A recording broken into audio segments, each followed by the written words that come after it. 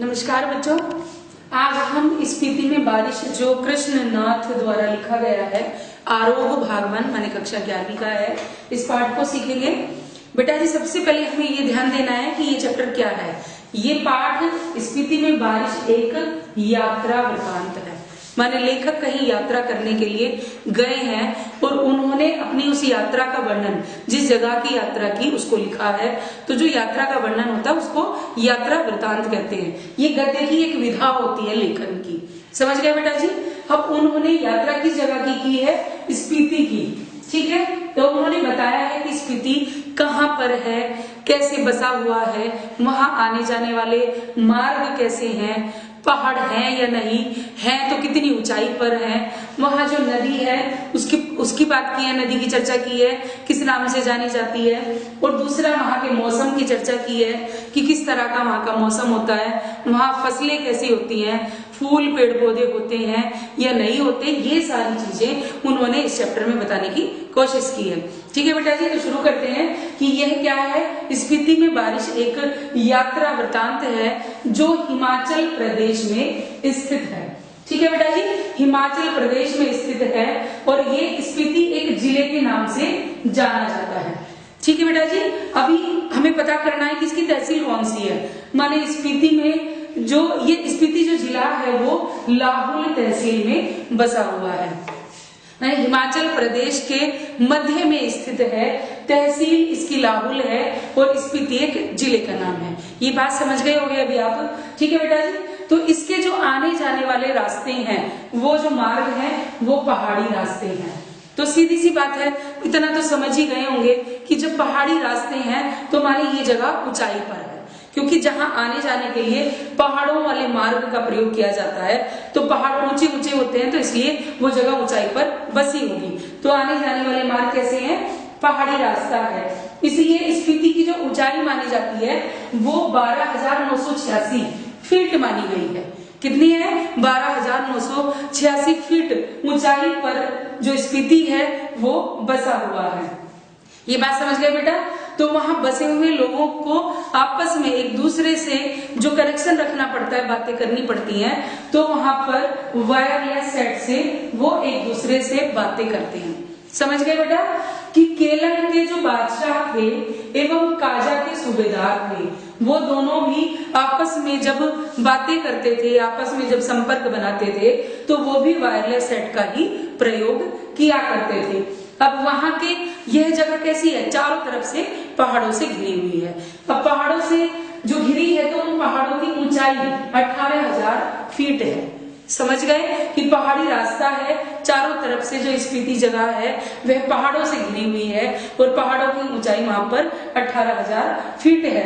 तो ये समझ गए पहाड़ों से घिरी है। तो कैसे कि पूर्व में जब हम तिब्बत की तरफ देखते हैं और पश्चिम में लाहुल और दक्षिण में किन्नौर और उत्तर में लद्दाख से अलग करती है स्पीति को।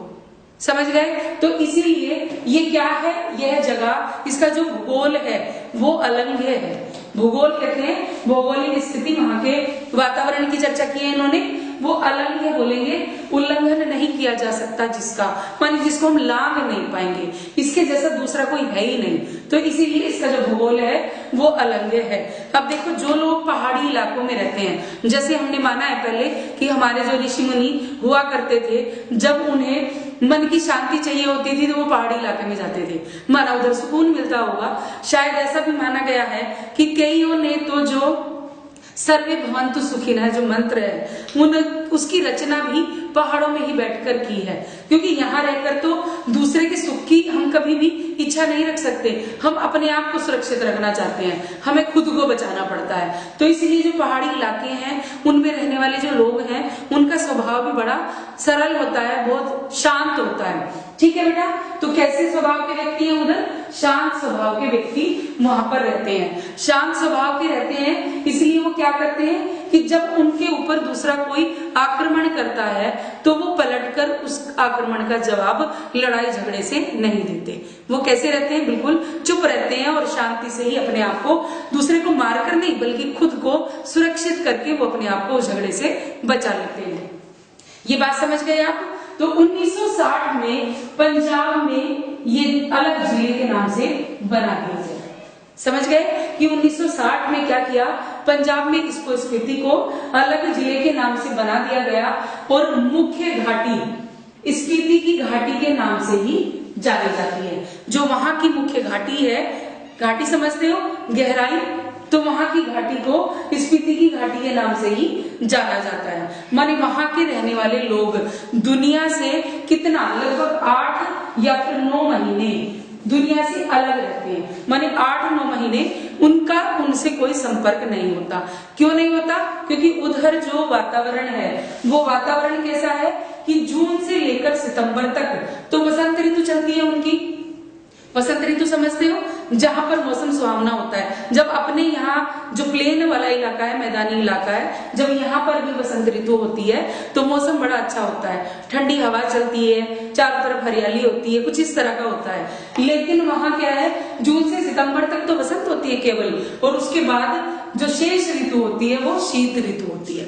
माने सर्दियां ही सर्दियां वहां चलती हैं। अब सर्दियां चलती है, पहाड़ी इलाका है, तो इधर वाले लोग उधर घूमने नहीं जाते और उधर वाले इधर नहीं आते, इसलिए वहां के लोग 8-9 महीने बाकी दुनिया से अलग रहते हैं। तो दक्षिण के जो माने श्रेणी का नाम है, वहां पर दक्षिण के जो माने श्रेणी का नाम है वो किसके नाम पर रखा गया?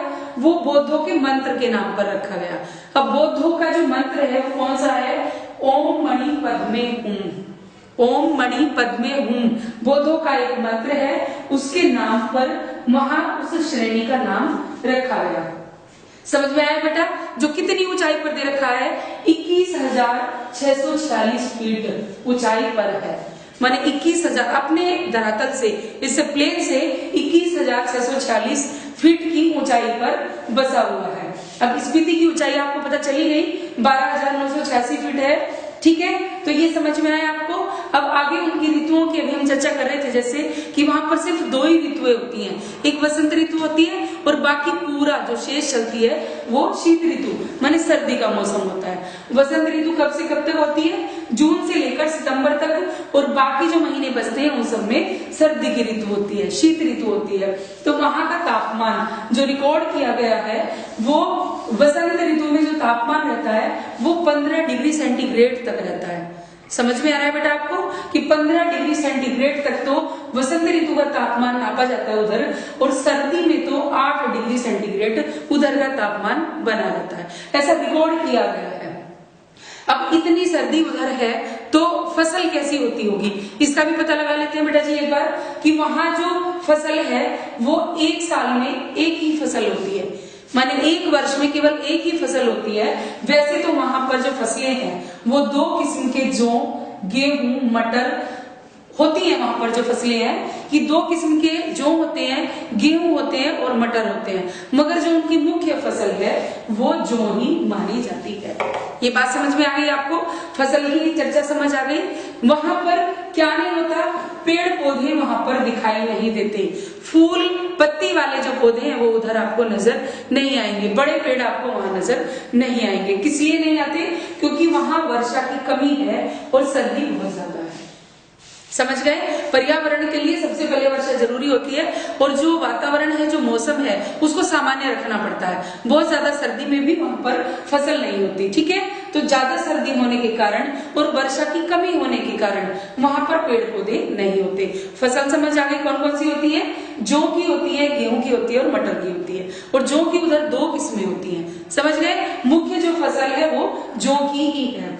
तो वहां एक बार, अब ये मैंने सारा आपको भौगोलिक स्थिति बताई, तो ये चर्चा किसकी है कि कृष्णनाथ जी एक बार वहां पर यात्रा करने के लिए जाते हैं। तो जब वो डाक बंगले में रुके हुए थे, ठीक है, अभी हम बात कर रहे थे कि वर्षा बहुत कम होती है, कि जब वो वहां पर डाक बंगले में रुके हुए थे तो उन्हें बहुत तेज तूफान, आंधी, बरसात की आवाज आई, खिड़कियां आपस में खटकने लगी, दरवाजे भिड़ने लगे, रात की बहुत तेज अंधेरा था। बाहर उन्होंने जग कर देखा नहीं, आकर देखा नहीं, क्योंकि अंधेरे में कुछ दिखाई नहीं देता।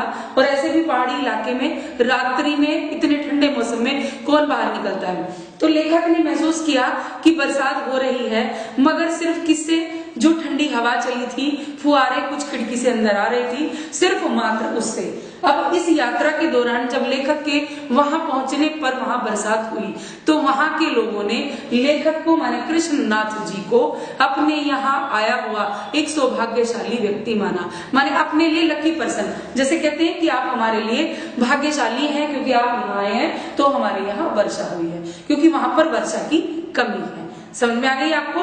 ये क्या था बेटा? ये एक यात्रा वृतांत था और वहां की भौगोलिक स्थिति का इसमें वर्णन किया गया था। थोड़ा सा ध्यान से समझने की आवश्यकता है, कोई बहुत ज्यादा हार्ड नहीं है। चलो मैं आपको एक बार दोबारा से कर देती हूँ। ये एक यात्रा वृतांत है।